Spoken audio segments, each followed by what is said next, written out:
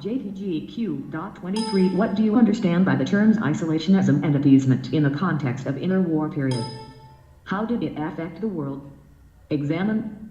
Approach. It's a straightforward two-part question. Explain the terms in a given context and then their impact on the world body after the bloody World War I and the rise of communist Russia.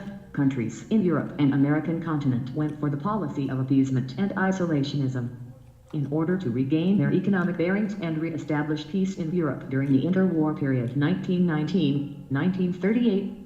Policy of isolationism. It was practiced by US and Canada, especially during the Great Depression period. These nations wanted to focus on their economic revival and isolated themselves from the European alliance conflicts.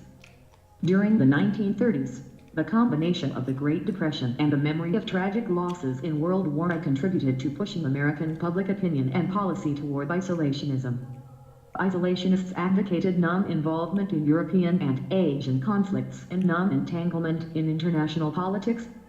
Although the United States took measures to avoid political and military conflicts across the oceans, it continued to expand economically and protect its interests in Latin America. Policy of appeasement. Appeasement was a policy adopted by Britain during the 1930s.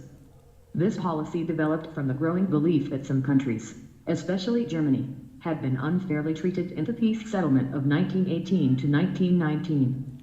If their grievances could be settled by negotiation, it would avoid the need for aggression. Once these countries were appeased in this way, they would act in the same way as others in foreign affairs. This policy was used in the 1930s to try to prevent both Italy and Germany from going to war to achieve their respective objectives. However, both the policy of isolationism and appeasement had unintended consequences on the world politics of the time.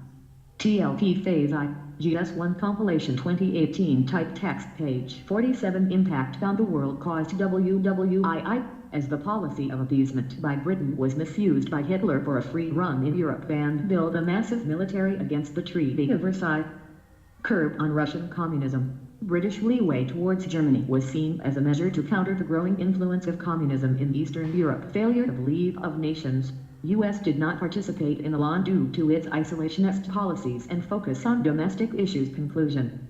Despite the positive intentions, the said policies of isolationism and appeasement could be termed as one of the strongest reasons leading up to the World War I.